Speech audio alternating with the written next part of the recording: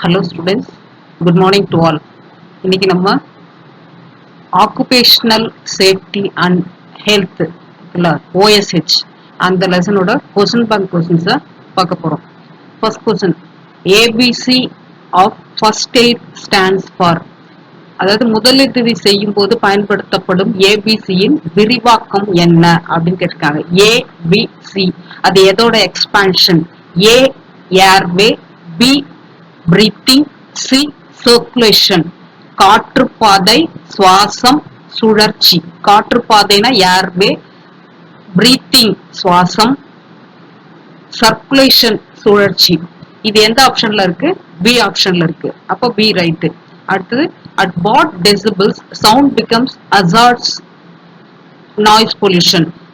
எந்த அளவு லிமிட்டை தாண்டும் போது அந்த சவுண்ட் இருக்குல்ல, சத்தம், அது வந்து நாய்ஸ் பொல்யூஷனா கன்வெர்ட் ஆகுது.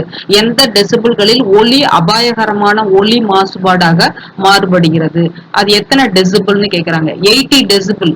80 டெசிபிளுக்கு மேல போச்சுன்னா அது வந்து பொல்யூஷன், நாய்ஸ் பொல்யூஷன். அது பி ஆப்ஷன்ல இருக்கு. அடுத்தது, earthquake is measured with the instrument called. earthquake அப்படிங்கிறது நிலநடுக்கம், பூகம்பம். அதை அளவிடக்கூடிய கருவியின் பெயர் என்ன அப்படின்னு கேக்குறாங்க. நிலநடுக்கத்தை அளவிடக்கூடிய கருவியின் பெயர் சீஸ்மோகிராப். அது வந்து ரிக்டர் அளவுகோல்ல, ரிக்டர் ஸ்கேல்ல ரீடிங் காட்டும் அப்படின்னு பார்த்தோம்ல, அந்த கருவிக்கு பேரு சீஸ்மோகிராப். எர்த்குவேக்க மெஷர் பண்ணக்கூடிய கருவியின் பெயர் சீஸ்மோகிராப். அது பி ஆப்ஷன்ல இருக்கு. அடுத்தது, head protection is done through. தலைய பாதுகாக்கிறதுக்கு எந்த மாதிரி பிபிஇ இன்ஸ்ட்ருமெண்ட், எக்யூப்மெண்ட் பயன்படுத்துவீங்க? தலைக்கவசம். அத ஹெல்மெட் போடுவோம்ல, தலைய பாதுகாக்கிறதுக்காக தான் ஹெல்மெட் போடுறது. அப்ப ஹெல்மெட் தான் ரைட்டு. அது ஏ ஆப்ஷன்ல இருக்கு, தலைக்கவசம். அடுத்தது, இந்த ஃபயர் ஃபைட்டிங் மெத்தட் ஸ்டார்விங் அல்ல ஸ்டார்வேஷன் அப்படிங்கிறது என்ன அப்படின்னு கேக்குறாங்க. தீயணைப்பு முறையில வந்து தீ அணைக்கிறதுக்கு 3 மெத்தட் நம்ம படிச்சோம். Starvation, ஸ்மூத்ரிங், cooling.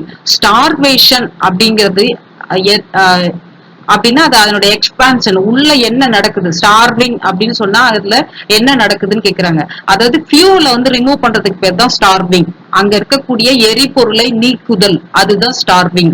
ஸ்மூத்ரிங் அப்படின்னாக்கா அந்த இடத்துல உள்ள ஆக்சிஜனை ரெடியூஸ் பண்றது.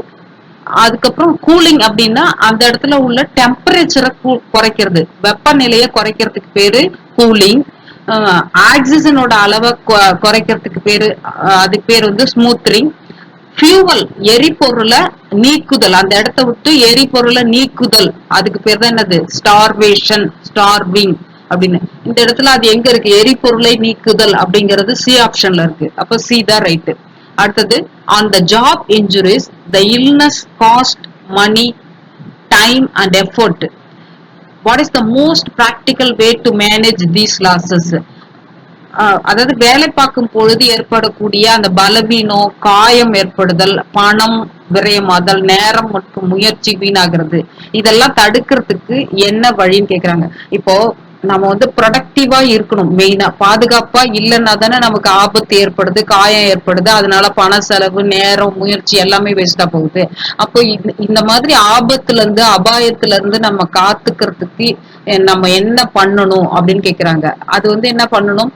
அது நல்ல முறையில் பாதுகாப்பு மற்றும் இழப்பு தடுப்பு முறையை கையாள வேண்டும். Prevention is better than cure அப்படின்னு சொன்னால, ஒரு ஆபத்து வந்ததுக்கு அப்புறம் அதை குணப்படுத்துறதை விட வர்றதுக்கு முன்னாடி அதுல இருந்து நம்ம காத்துக்கணும். அந்த ஒரு முக்கோணம் ஒண்ணு போட்டு பார்த்தோம்ல, அதாவது வேலை பார்க்கிறவங்க எம்ப்ளாயி, வேலை கொடுப்பவர்கள் எம்ப்ளாயர், அதுக்கப்புறம் அந்த ட்ரேட் யூனியன், இவங்க 3 பேரும் சேர்ந்து அந்த வேலை பார்க்கக்கூடிய இடங்கள்ல, அந்த எந்த இடத்துல தொழிற்சாலையோ தொழில் நிறுவனத்துல வேலை பார்க்கறாங்களோ அந்த இடத்துல பாதுகாப்புக்காக முக்கியத்துவம் கொடுத்து அதுக்கு என்னென்னலாம் முறைய கையாளணுமோ, ஒரு PPE equipment, PPE kit use பண்ணணுமா, அது இல்லையா, அந்த இடத்துல தேவையான காற்றோட்ட வசதி இருக்கா, தொழிலாளர்களுடைய உடல் நலத்துக்கு தீங்கு ஏற்படாத அளவுக்கு காப்பாத்துறதுக்கு என்ன வழிமுறை இருக்கோ அது எல்லாத்தையும் கண்டினியூவா ப்ராசஸ்ல அது வந்து அது என்னது கண்காணிச்சுக்கிட்டே இருந்து அதுக்கு தேவையான நடவடிக்கைகளை எடுத்துக்கிட்டே இருந்தோம்னா இந்த மாதிரி விபத்து ஏற்படுறத தவிர்க்கலாம் அப்படின்னு பார்த்தோம்ல. அதுதான் அவங்க கேக்குறாங்க. அது டி ஆப்ஷன்ல இருக்கு. நல்ல முறையில் பாதுகாப்பு மற்றும் இழப்பு தடுப்பு முறையை கையாளுதல். பாதுகாப்பு மற்றும் இழப்பு தடுப்பு முறையை நம்ம முன்னாடியே ஃபாலோ பண்ணணும். ஆபத்து வர்றதுக்கு முன்னாடியே அதை வரவிடாம தடுக்கிறதுக்கு என்னென்ன ஸ்டெப்ஸ் இருக்கோ அதை மேற்கொள்ளணும். அது டி ஆப்ஷன்ல இருக்கு. அடுத்த கொஸ்டின், இந்த கொஸ்டின்ல என்ன கொடுத்திருக்காங்கன்னா, ozone layer is made up of dash. Ozone அப்படின்னு சொல்றாங்கல்ல, அது எதனால அந்த எதனால மேட் செய்யப்படுது? ஓசோன்றது வந்து ஆக்சிஜன் 3 O3 ஆட்டம் தானே நம்ம வந்து ஓசோன் சொல்லுவோம். O2 அப்படின்னா ஆக்சிஜன், O3 அப்படின்னா ஓசோன் வாயு. அந்த ஓசோன் வாயுவால் நிரப்பப்பட்ட அந்த அந்த லேயருக்கு பேர் தான் ஓசோன் அடுக்கு. அது சி ஆப்ஷன்ல இருக்கு. 3 ஆக்சிஜன் அணுக்களால் ஆனது. O3 is equal to ozone அப்படின்னு ஞாபகம் வச்சுக்கணும். அது வந்து சி ஆப்ஷன்ல இருக்கு. அடுத்தது, the processing of discarded material into the new useful product is called.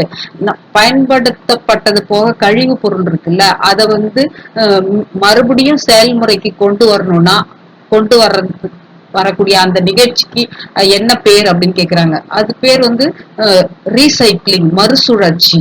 ஒரு பொருளை பயன்படுத்தி அதுல இருந்து வேஸ்டேஜ் ஆயிடுச்சு, ஒரு கழிவு பொருள் வந்துச்சு, அந்த கழிவு பொருளை மறுபடியும் வந்து சுத்தப்படுத்தி திரும்ப ரீயூஸ் பண்றதுக்கு நம்ம பயன்படுத்துறோம்னா அதுக்கு அந்த மெத்தடுக்கு பேர் என்னது?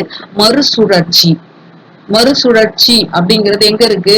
பி ஆப்ஷன்ல இருக்கு. அப்ப அதுதான் right. The study of living things in relation to the environment is called. இதுக்கு பேர் என்னன்னு கேக்குறாங்க. சூழ்நிலை சம்பந்தப்பட்ட படிப்புக்கு பேர் வந்து எக்காலஜி. சூழ்நிலை சம்பந்தப்பட்ட படிப்புக்கு பேர் வந்து சூழலியல், எக்காலஜி அப்படின்னு பேரு. இன்னொன்னு எர்கானமிக் அப்படின்னு படிச்சோம்ல, அது வந்து தொழிற்சூழலியல். எர்கானமிக்னா தொழிற்சூழலியல்.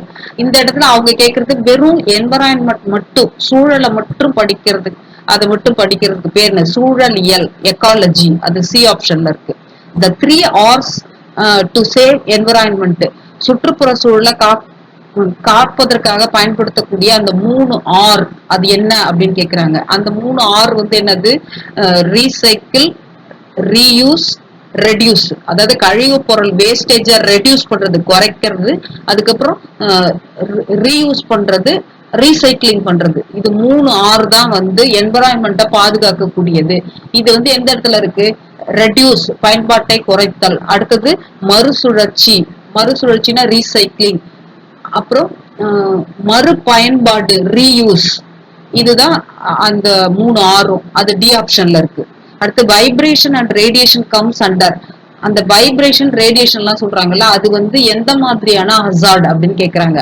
கெமிக்கல் ஹசார்டா, பிசிக்கல் ஹசார்டா, அது மாதிரி கேக்குறாங்க. எலக்ட்ரிக்கல் ஹசார்டா அப்படின்னு கேக்குறாங்க. அது வந்து அதிர்வு மற்றும் கதிர்வீச்சு. அதாவது வைப்ரேஷன்னா அதிர்வு, ரேடியேஷன்னா கதிர்வு. இது எந்த அபாயத்துக்கு கீழ் வருகிறது அப்படின்னா அது வந்து பிசியோலாஜிக்கல் எஃபெக்ட், ஆபத்துக்கு கீழே தான், ஹசார்ட் கூட தான் வருது.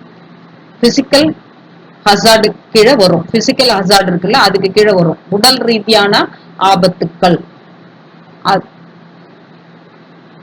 அது வந்து பி ஆப்ஷன்ல இருக்கு. அடுத்தது, which one is the main induced hazard? மனிதனால் ஏற்படக்கூடிய ஆபத்து எது? மேன் இன்டியூஸ்டு, மெயின் இல்ல. which one is the man induced hazard? மனிதனால் ஏற்படும் ஆபத்து எது அப்படின்னு கேக்குறாங்க. நிலச்சரிவு. அந்த நிலச்சரிவு ஏற்படுறதுக்கு முக்கிய காரணம் வந்து அங்க இருக்கக்கூடிய மண்ணெல்லாம் நம்ம வந்து மரத்தெல்லாம் வெட்டி வீடு கட்டுறதுக்கு யூஸ் பண்ணிடுறோம். அப்ப மரம் தான் அந்த பிடிப்பே அந்த மலைக்கு. அந்த மரத்தெல்லாம் வெட்டிட்டு அந்த இடத்துல வீடு கட்டும் போது நிலச்சரிவு தானாவே ஏற்படுது. அப்ப மேன் தான் வந்து அந்த நிலச்சரிவு ஏற்படுறதுக்கு முக்கிய காரணமா அமையறாங்க. Which one is the non renewable energy resource? புதுப்பிக்க முடியாத ஆற்றல் எது அப்படின்னு கேக்குறாங்க. நிலக்கரி. நிலக்கரி வந்து நம்ம நான் ரினியூவபிள் எனர்ஜி யூஸ் பண்ணி சப்ளை ப்ரொடியூஸ் பண்றோம்ல, அதுல ஒண்ணுதான் வந்து இந்த தெர்மல் பவர், அனல் மின்சாரம் தயாரிக்கிறது. அது வந்து நிலக்கரியை பேஸ் பண்ணி தானே பண்றாங்க. நிலக்கரியை ஒன்ஸ் நம்ம எரிச்சு அதுல இருந்து வரக்கூடிய வெப்பத்தை வந்து நீர் ஹீட் பண்ணி நீராவியா மாத்திட்டோம் அப்படின்னா அந்த நிலக்கரி எரிஞ்சிச்சுன்னா அதுக்கப்புறம் அது என்ன ஆயிடும்? ஆஷா மாறிடும், சாம்பலா மாறிடும். அதை திரும்ப நம்ம என்ன செய்ய முடியாது? ரீயூஸ் பண்ணவே முடியாது. அதனாலதான் அது நான் ரினியூவபிள் எனர்ஜி சோர்ஸ் பேரு.